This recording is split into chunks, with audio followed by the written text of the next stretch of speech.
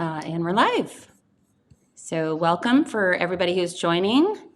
You are joining our live session today. I'm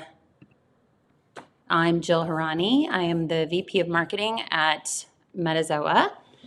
And I want to welcome you to the Reset Button, where we chat with changemakers and status quo shakers in the Salesforce ecosystem about getting ahead, staying motivated, and moving society forward. This episode of the Reset Button features Emma BF, yay, who is a leadership and career coach for women in technology. Her mission is to inspire and empower women to step into leadership and own their power. I love that.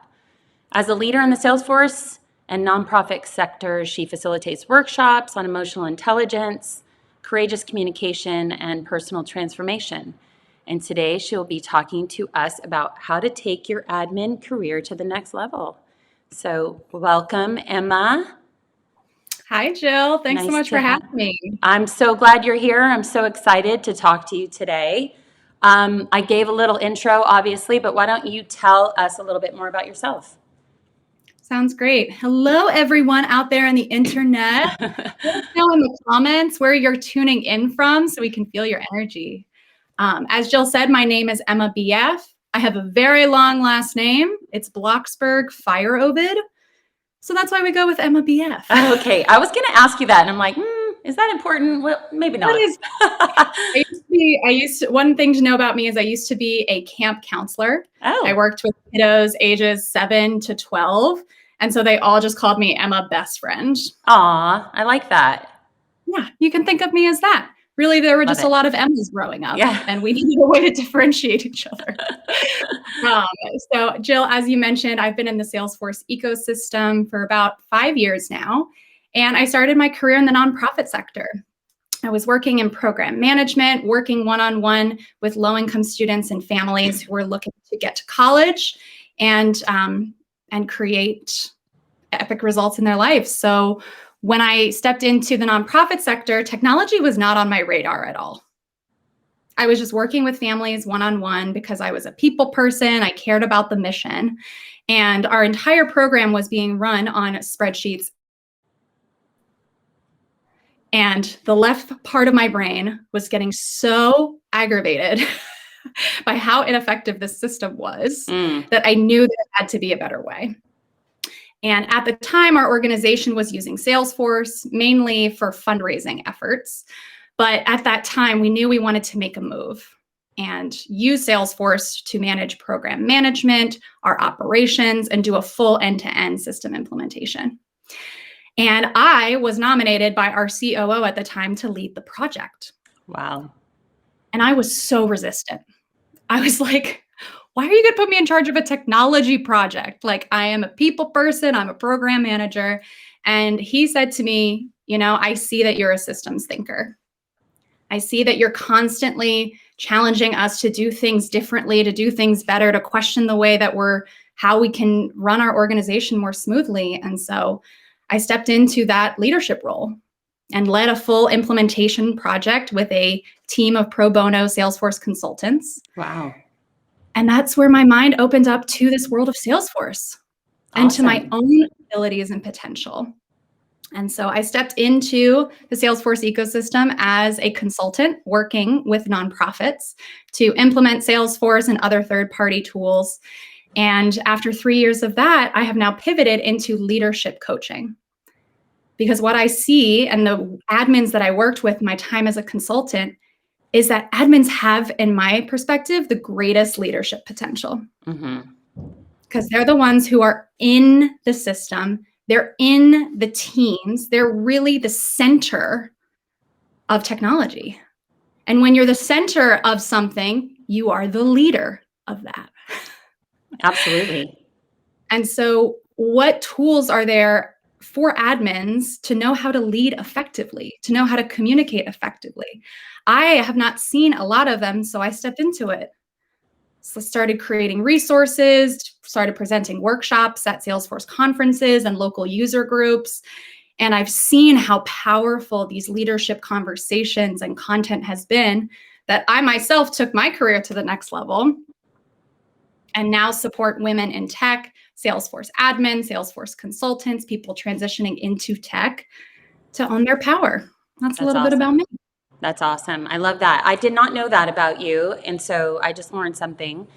And you're right. It's like the admin is in the center dealing with all the stakeholders and dealing with all the engineers that are trying to release everything and manage all of that and get people's buy-in and all of that stuff. So it is a lot, absolutely. So that is fantastic. So you said 5 years ago you got into the Salesforce ecosystem. How did you get, it sounds like you were an accidental admin, what we call an accidental admin. You were kind of put in this role. You didn't decide this is going to be my career. So how did you jump into the ecosystem? Yeah, I felt like I was a nominated admin. Like someone nominated me and I was like, I don't know if I want this nomination. Yeah. But it worked out that one of the consultants on the pro bono team, her name is Leandria Streeter. Shout out to Leandria. She's the leader of the Women in Tech DC user group. So she was getting this user group up and running in DC, and she invited me to one of their first ever meetings. I remember it was like 4 of us in a WeWork in DC. Oh, wow. And now the Women in Tech DC user group has hundreds of members. And so by me continuing to show up to those meetings month after month, I built my squad, or my Salesforce squad, a powerful group of women leaders in the ecosystem who saw something in me that I didn't even see in myself. Mm-hmm. And I feel like they kind of like sent the fish hook out there and they were like, come on, Emma, you can do it. Like, yeah, you can step into this and own it. And at the end of the day, it came down to relationships and trusting that what people saw in me, I did not yet see in myself. Yeah. So we have so many things to talk about. First of all, I want to make sure that everybody knows that you can ask questions throughout this session. And I know that Emma would love to answer them.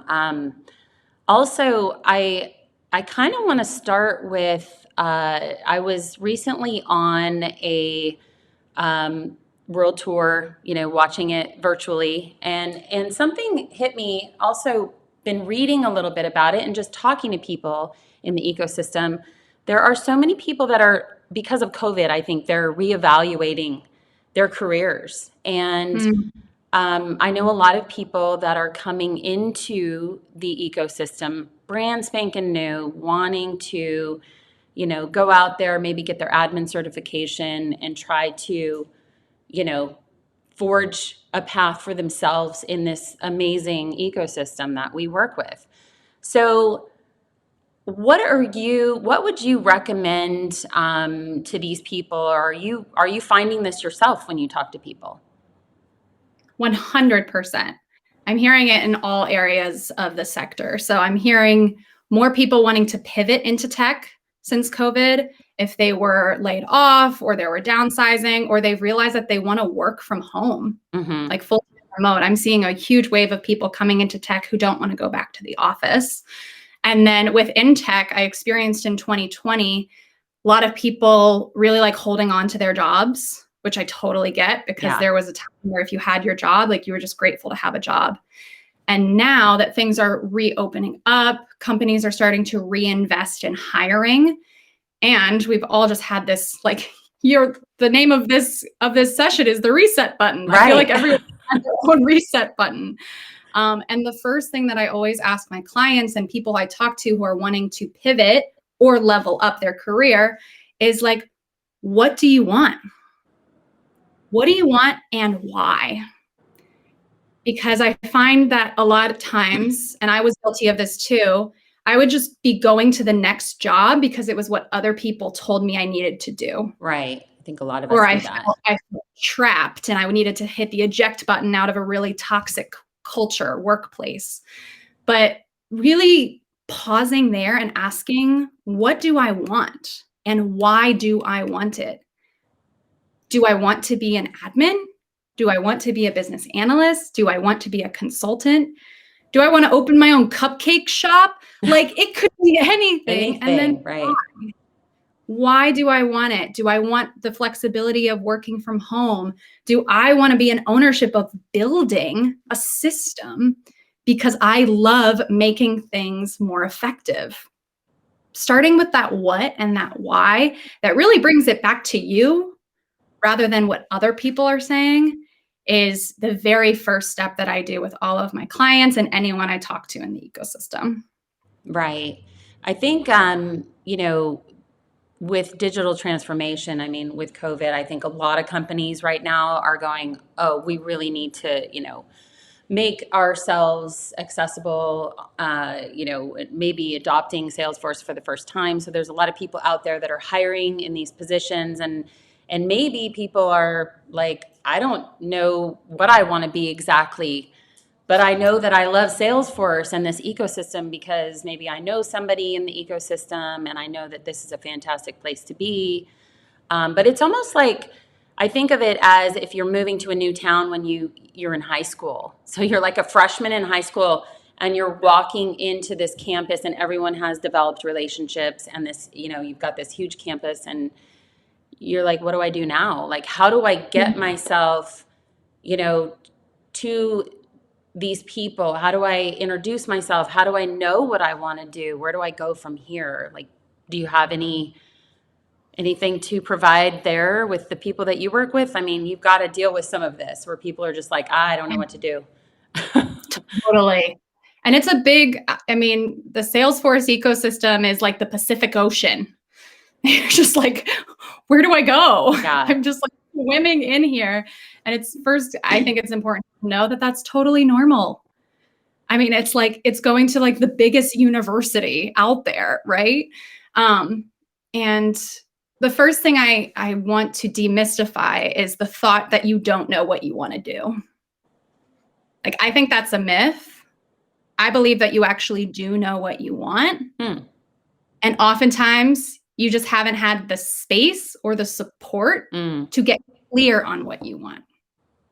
Again, because if we're rushing all of the time or we're just listening to other people or we're comparing ourselves, that's my other tip for people who are stepping in the Salesforce ecosystem. Like, don't spend all day on LinkedIn seeing how everyone's getting a million certifications and getting new jobs if that pulls up, like if fear comes up or all the comparison stuff happens. But the first thing is get clear on your what and get clear on your why. Then there really comes a time where you got to start getting yourself out there. And that can be scary. So I want you to just take it one person at a time. Find one person in the Salesforce ecosystem who maybe you've been following on LinkedIn, or you've been following on Twitter, or you've seen in the Salesforce ecosystem and you like what they're putting out there. A lot of people will see people that they like and never reach out. And so by simply sending one message, by saying, hey, my name is Emma, I am new to the Salesforce ecosystem and I am looking for, enter what you want, enter why you want it. So it's like your Mad Lib introduction, and invite them into a 30-minute coffee chat. Just starting with one person, I find to be very powerful because the first person is the hardest person. Absolutely. Jill, in this ecosystem, I mean, there are incredibly kind people. Absolutely. 100%. Yeah. I love it. So one conversation, in my experience, washes away some of the fear, some of the doubt, and gets you into this place of like, oh, I can talk to another human being in the Salesforce ecosystem. And like, now I have the confidence to go ask another person and another person. And then it's like a muscle where you've got some momentum and you can do it more often. Yeah. And obviously there's tons of things that you can get involved in, all these groups, if you're a woman in tech, you can get involved in the women in tech groups. You can do all these user groups, join. But let's say you are an admin, you're just starting out, or even you're not just starting out. There's part of a myth, I would say, I've heard some people expecting an admin to have a technical background or a technical ability, because, I think even people that are hiring maybe for this position think it's got to require some sort of technical background, right? Because they're not necessarily sure what they're hiring. So what do you think about that? Yeah, this is something I see often, and particularly in the nonprofit sector, which is my sector. So I feel like I can be a little honest about what happens. Yeah. Is that there are organizations that don't understand Salesforce, and they don't understand that an admin does not have to be a developer, and that 90% of the customizations that an org needs to get stood up can be served by an admin. And so one thing that I have used before as a tactic for that is to go to trailhead.com, I think /careers, where it has the outline of all of the different roles. And it gives literally a step-by-step of what the role is, how it can work. And you can actually send that to your hiring manager or someone who doesn't understand the differences, or study that page so that you can effectively communicate what your role as an admin is. Because part of the job interview process is communicating your value. Not just communicating the value of your past experiences and your transferable skills, but also like the value of this role and the value you bring to this role. So if you're out there and you're getting a sense that they're asking for too many technical requirements, like 7 certifications and 7 years of experience to like just stand up Sales Cloud or just stand up Service Cloud, and like that you can do it, how can you effectively communicate to them that you have the skills to serve in this admin role and how that is what they need? Right. I agree with that. It's just, it can be really, really frustrating when you hear or you read blogs and all this stuff. And it's like, I'm not technical and I don't have to be technical. I think it just takes somebody who's, really, I don't know, just like you said, this person that saw what you had, this ability that you had, and said, hey, I think you would be great at this. So let's say you're an admin, you are, just getting through the end of hopefully a pandemic, and it's been kind of, okay, I'm in this role. I would like to see myself leveling up, becoming something more in this role. How do you suggest that where do they start? How do you, especially in today's world where I don't even know if I should be asking this question because I'm lucky that I even have my job right now, But as you say, things are looking up, things are changing, more jobs are becoming available. So where do you suggest somebody starts having that conversation? Yeah. First thing is, if you have not had a performance review in the last year, which some places don't even have formal performance reviews. So that would look like you have a sit down with your manager where you're reviewing everything that you created this last year. You talk about where you want to go in your career, and you ask them, what growth do you see possible for me? If you have not had a performance review in the last year, it is time to reach out to your manager and ask for a 1-hour performance review session. Because the first thing to do is to set up time with your manager so that they know you are ready to have this conversation. But like even with the job search process, I'm going to bring you back and ask you, what do you want? Do you want to be a solution architect? Do you want to be a people manager? Do you want to be a developer? Do you want to be an advanced admin? Do you want to be an evangelist? Like all of these different things, again, think about, what are the things that you love to do in your job right now? And what are the things you don't love doing that you don't want to do anymore? Yeah. Simply by you can literally do a T-chart. What do I love? What do I not love? And then what do you love is going to turn into where you want to go. And you can bring that to your conversation with your manager and at least ask them for a raise. Say that this is what I've created in the last year. You know, oftentimes when I'm coaching people to go into promotion conversations, we list out everything that they have done in the last year. And then we line it up with what they want moving forward. Because if you have metrics, if you have results of what you've already done that's in line with what you want to do more of, and you bring that into a conversation, your manager is going to be like, oh, wow, they are already doing this, and this is where they want to go. And I don't want to lose them. So what do you want? Right. It's such an easier conversation to start there. But do you find that people are, have a fear of the rejection or a fear of that, the unknown of what that response will be, or how to handle the conversation and some of the difficulties that are, happening during that conversation of, I'm coming in, I think that I deserve this. Yeah. But, it's kind of a hard thing for some people to do, right? And so how do you tell people to navigate that? Yeah. The first thing is to name your fear. Like when we're nervous, it can often feel overwhelming. And I had this going into one of my salary negotiation conversations when I was a consultant. I was sweating before going into the conversation.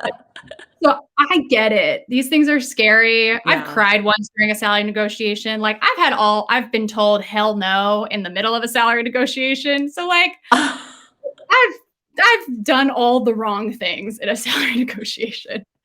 And it's naming your fear. Like you said, Jill, is it fear of rejection? Is it fear of the unknown? Is it fear of losing your job? Like just by naming that fear and asking yourself, okay, what's the worst case scenario?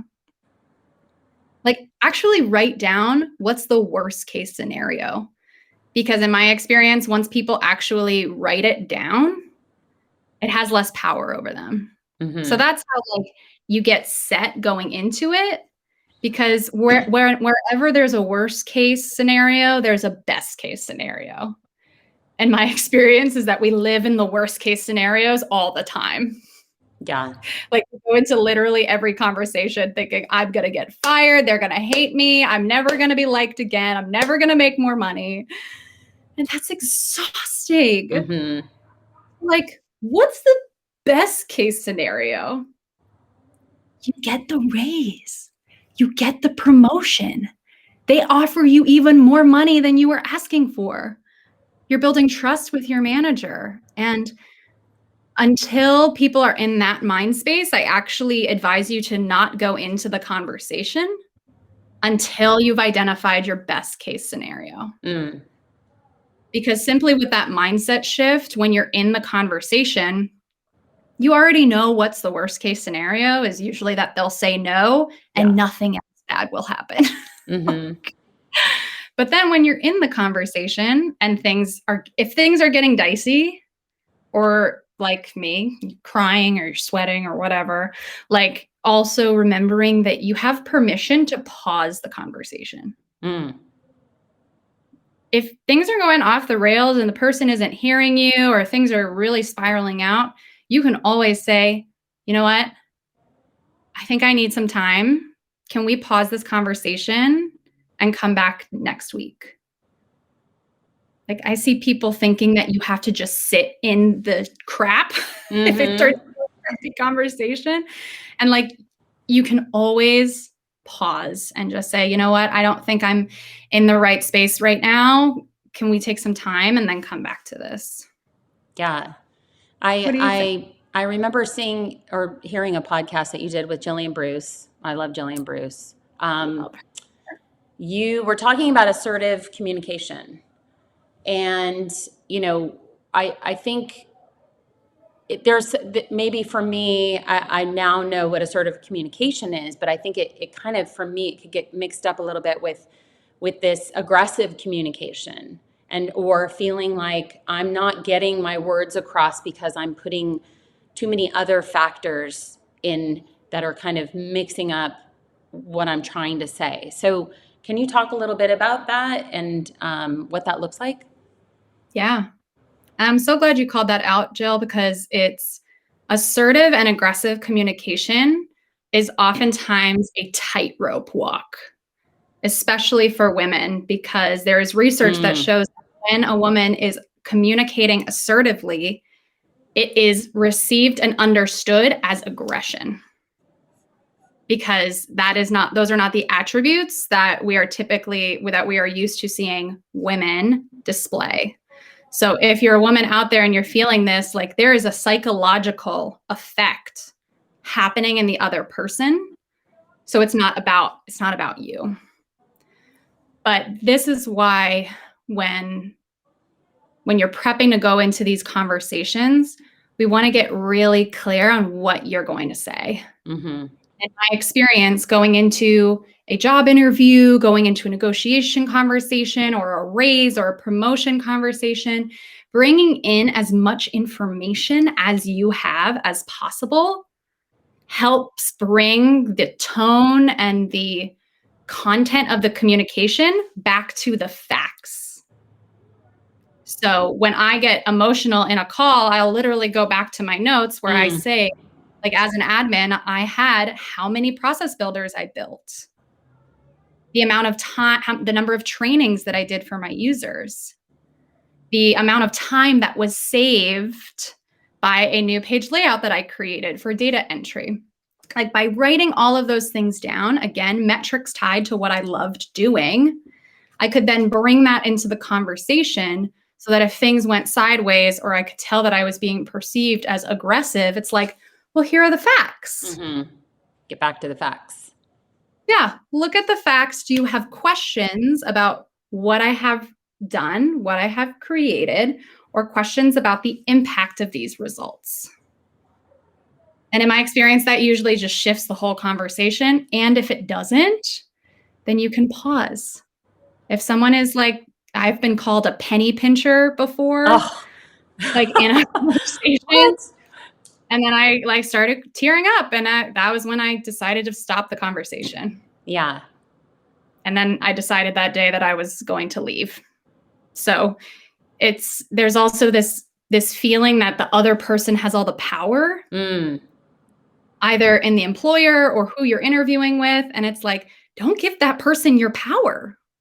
Like if you're stepping into the Salesforce ecosystem or tech in general, like there are so many jobs. And I know it doesn't always feel like that. And I get that. People I work with, there's a lot of fear, especially if you're transitioning into it. But just knowing how many jobs there are out there and how many different companies, it can help reshift your mindset to say, like, this person does not have power over me in my life. Like I have my own power. I am my own authority, and I can go and do whatever I want. Right. Yeah. And when you go in, I mean, I don't know if you're finding this these days, maybe budgets are still tight and people are still kind of holding on to, we're not really able to give you a raise. Sometimes going in there maybe and having other things that you could negotiate, maybe not necessarily looking at it's either this or this, are there things in the middle that we can talk about? Maybe if we do XYZ, I can get a bonus, or, are there other things, maybe an extra week vacation, or, something kind of coming up with other things that you can lay out and ask for, and just, the discomfort of maybe that awkward silence, or, because they're not prepared. They're prepared maybe for you coming in asking for a raise or a promotion, right? But they're not prepared for some of the other things that you might think about laying out that are valuable to you. So, is that something that you've had people go in and say, hey, make sure that you have other things that you might want, because they're not going to just hand them to you. You have to ask a lot of times, right? Yeah. Oh my gosh, Jill. I mean, you got it. We literally, as part of this prep, I'm saying where get clear on what you want to say. We'll do like a negotiation decision tree. It's literally like, this is your top order priority, which was like, for example, a $10,000 salary increase. If they say yes to it, what are we going to do? If they say no to it, what are they going to do? And that way you literally have your decision tree. You put it right up against the computer if you're virtual. Yeah. And that, again, takes away the fear. So if the fear is unknown or the fear is rejection, then if they say no to the salary raise, you literally just follow your line and you're like, okay, how about a $5,000 raise plus a $5,000 professional development budget? And that's the other piece that I think you're touching on too, is the way that you think about it. Sometimes it feels like you got to go in there with your armor up. Mm-hmm. You're like ready to like take what's yours and this is it. But if you go into the conversation like that, like, people are going to feel it. Mm-hmm. When truthfully, especially if you have a written job offer and you're negotiating on that, or you're asking for a promotion, the other person wants to hire you. Mm-hmm. Your manager wants to retain you. And Jill, you know how expensive it is when someone leaves a company. Oh, yes, it is. I don't think enough employees understand that. So work with the person. Like, go into the conversation being open to collaborate. Mm-hmm. Like, for example, I remember wanting to negotiate a raise for myself. And my manager at the time, she said, okay, that's actually the highest in our pay band. So what else can we do? And so I asked for that same amount in a professional development budget. And she said, great, I have a professional development budget that literally hasn't been tapped yet. Ah, that's awesome. Yeah. Who knew? Like, who knew? And then it was easy. It wasn't this like, I'm ready to take you down because like I got to stand for what I want. Yeah. It's like, yeah. Okay. Yeah. So much more ease. Yeah. So let's say you are going in to negotiate because you were just hired. That's always so uncomfortable. It's like, I really want this job. Maybe it's the only one I've been given an offer, I don't know if I'm going to get other offers. I've been interviewing with other people. That negotiation part can be very uncomfortable for people. What are some of the top maybe 3 pieces of advice you give to somebody when they walk in to an interview, or that, not an interview, but that part where you're negotiating the offer? Yeah. So the first thing is, when you're in that conversation, you express gratitude and bring the excitement. Like, if they've given you a job offer, like, tell them how excited you are to work for this company and why. Why does this role light you up? Why does it align with what you're looking for? What of the company values are you excited about? So the first is gratitude, because that already sets the tone that like you want to work with them and you're not like coming up with all your armor. Right. The second thing is you reiterate your value. So you reiterate, it could be the number of years of experience. It could be successful projects that you've managed that are similar to the job responsibilities. It could be that you're excited to be a voice for the company in the Salesforce ecosystem. If you speak at conferences, or you've been on podcasts, or you're a leader in the ecosystem, just remind them how great you are and how your greatness aligns with the role that they're offering. And then the third, once you've done gratitude, say your value, then you just ask. So based on my experience and based on what I'm excited to bring to the table, I believe that my position is worth $95K. What do you think? Pause. Mm-hmm. Yeah.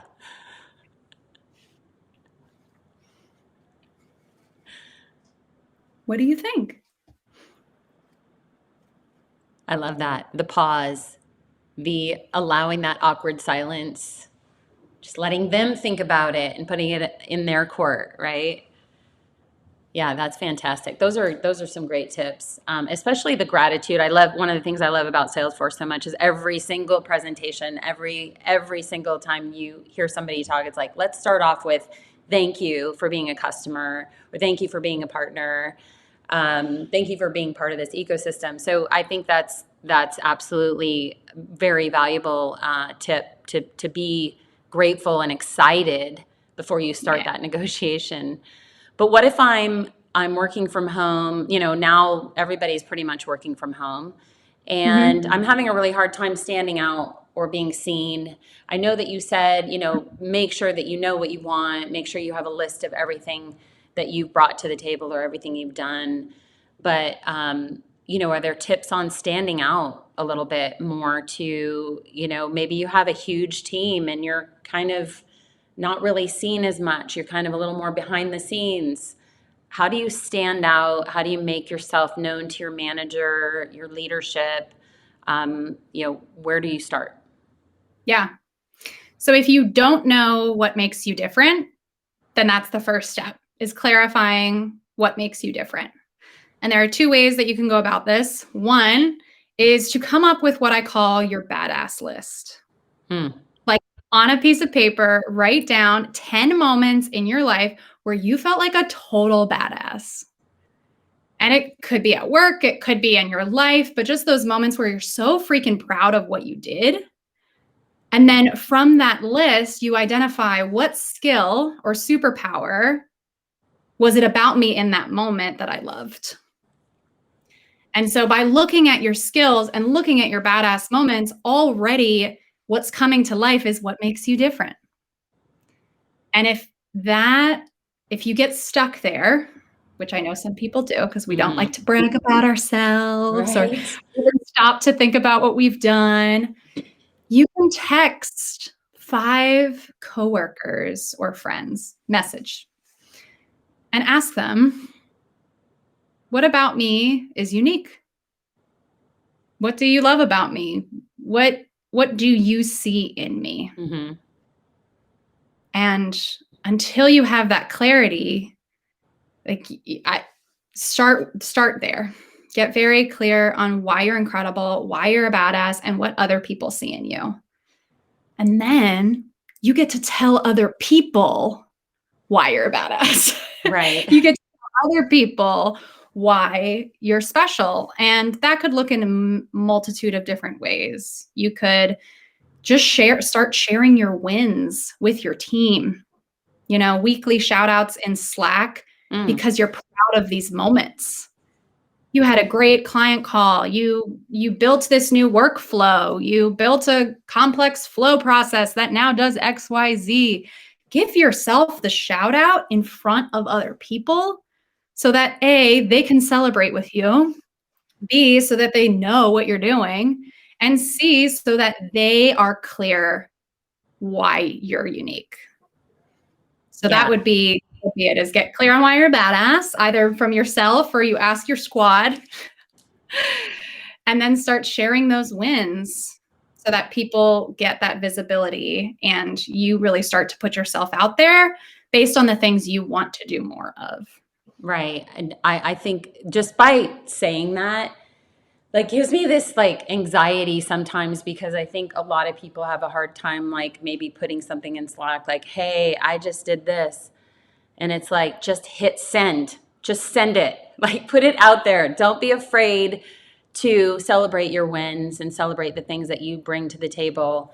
Oftentimes it's just hard, you know, to brag about yourself. You feel like, oh, I'm bragging. I don't want to, you know, sound like this person who wants to brag or whatever. But sometimes I know for me, if I put something out there, I'm not looking for someone to pat me on the back necessarily. I'm celebrating it myself, right? I'm so excited, you know, and I just think it's great. And people will be like, good job. Yay. But it's uncomfortable sometimes. So, you know, obviously you do workshops with women, and you help through some of these difficulties, right? And so what, you know, talk to us a little bit about what you offer in your workshops and what you do, and you know, some of the success that you've had in your workshops, some of the clients that you've had that you're like, wow, this is amazing. They really took what I said and they ran with it. Yeah, I love this. Well, this whole process we're talking about with the badass list, I'm actually running a free masterclass tomorrow, Wednesday at noon Eastern, on how to lead your own way. Yes, I was going to plug you on that for sure. You have to put that in the link later. Well, and it's about going through this badass list process, because in my experience, like you said, Jill, when I'm by myself, I go into that worst case scenario of like, well, if I put my celebration in Slack, what are people going to think about me? Oh, they're going to judge me. Oh, they're going to think I'm bragging. And in my experience, it isn't until you're in a Zoom room of other women leaders or other people as admins, and you're all hearing each other's badass lists, that it's like, oh, I get how powerful this gets. I get how easy this can be. And that's one of my workshops, is getting out of your own way, step into confidence, and to step into your next level of leadership. And then a couple of weeks ago, I presented to Salesforce's Global Women's Network on how to have courageous conversations. So literally what you and I are talking about, Jill, like you want to have this conversation, you don't know how to prepare for it or how to, dodge all of the ickiness in the conversation. Yeah. It walks you through a step-by-step process to bring you into a space where you feel confident and courageous to have these conversations. And because in my experience, these are the only two things that are holding women back in tech, is having the confidence to ask what they want, to go for what they want, and then having the leadership tools to have courageous conversations, to have effective negotiation calls. And just with these few tips, I mean, my clients average a 10 to 15% increase either on their base salary or on the job offers that they get. Fantastic. That's success. So like, it's out here, y'all can do this. Like, it's really just, it's okay that we were not, a lot of us were not taught how to do this effectively. And if I could bring this curriculum to every high school or college in the country, I would, because it's what I did not get. And then I had to fail through a bunch of negotiations. Which is not bad to fail.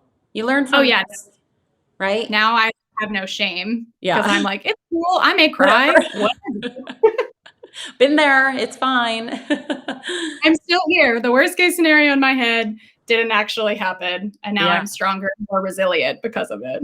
So be sure to put your link in on your masterclass tomorrow, yes, so that people can join. I think about when you say that, to every college and, wish you could train it. There are a lot of seniors now graduating, and here they are joining the workforce in such a different type of situation. I mean, am I going to be in an office? Am I going to be online? I'm sitting by myself all the time.